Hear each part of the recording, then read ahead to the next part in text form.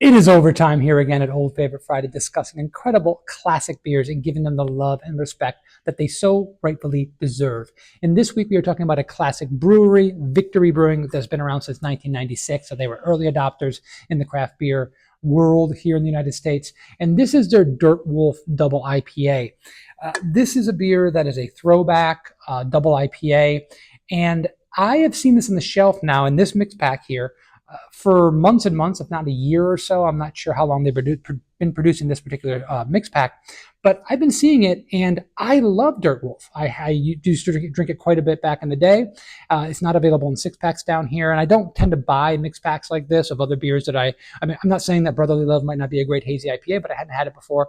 But I just hadn't picked it up in a while.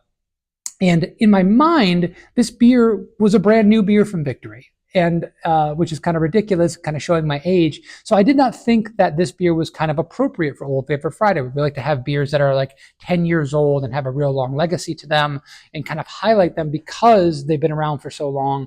Maybe people forget how good they are. And then I just did a little Google search and found out this beer was first released in 2013. That's when I first tried this beer. So me thinking this was the new beer is just me being older and being in this industry for quite a long time. And then I saw that and said, perfect, I can feature another Victory beer, which I love, and I can feature a great throwback Double IPA. You know, for me, I got into craft beer when something like Prima Pils, Hop Devil, which were Victory beers, were like all the rage, beers that people would trade for if they weren't available in your area, and beers that I remember going to Richmond, Virginia years ago to visit a friend of mine, and getting Hop Devil for the first time on cask and thinking it was the coolest thing of all time and loving that beer. So I have a lot of love for Victory. I have a lot of love for their hoppier beers, their IPAs, and they're not available down here. Well, I get a chance to review and talk about and highlight another great IPA from Victory. So let's go ahead and do that now. I've been talking a little bit too much about all of that. So when I talk about being a throwback, there's a couple reasons for that. One, this beer is bitter. There's a high bitterness level, which when this beer came out in 2013, your IPA was a bitter beer. You did not have the hazy IPAs out that were all tropical fruit and no bitterness, which is kind of what most people are doing these days.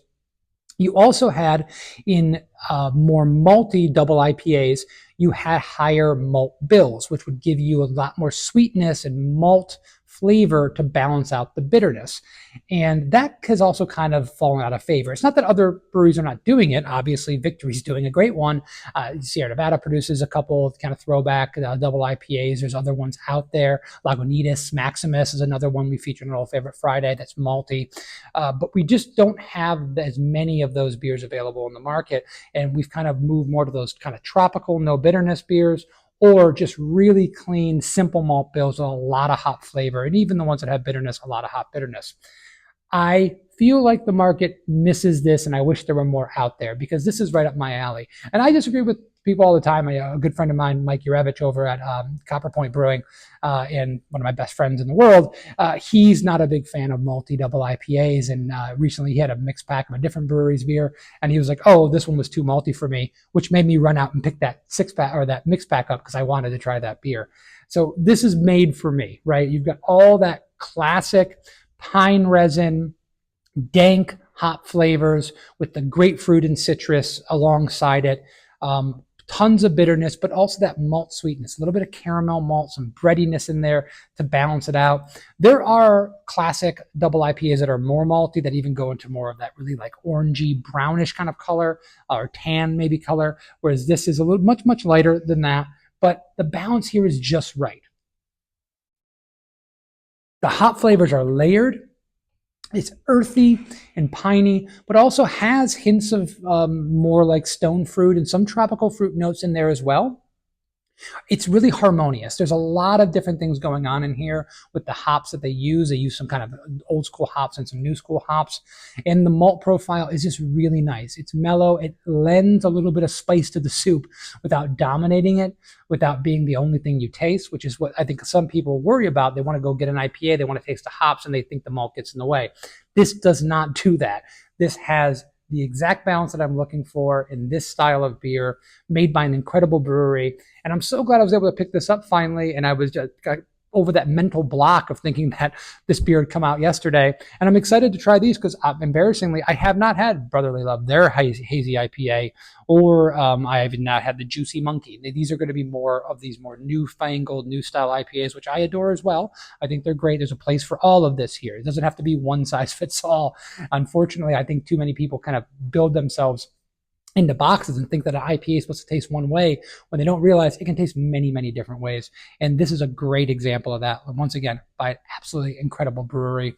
I've only been able to talk about one other Victory beer, and that's Golden Monkey, which I have a lot of affinity for, having that very early on in my craft beer story. But that's not because they're not a great brewery. It's just that we don't have a lot of their beers available down here.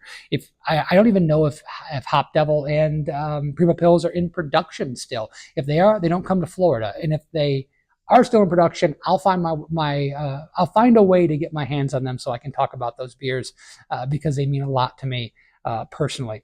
But listen, great brewery once again, great beer. If you have an opportunity to go pick this beer up and try a old school style American double IPA, I highly recommend that you do that. If you're going to pair this with some food, there's lots of things you can do with this. You know, people always, buffalo chicken wings, things like that, you know, fried foods, things always recommended for a beer like this.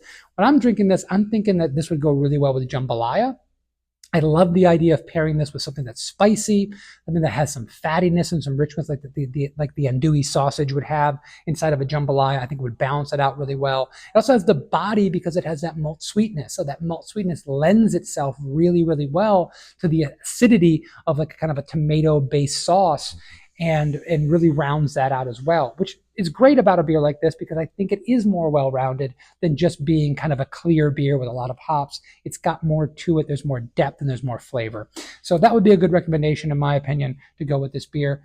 Guys, thank you very much for joining us. And please poke around the channel, see other videos talking about incredible classic beers. If you love classic beer and, you know, the beers that kind of built the American beer culture in the United States. We feature a lot of them here, and the breweries that kind of built the American beer culture here in the United States. And that's what we love. And we love to feature them and to give them some kudos because sometimes we're worried about the flavor of the month and we're not thinking about how great some of these beers still are. We'll hopefully see you next week. Cheers.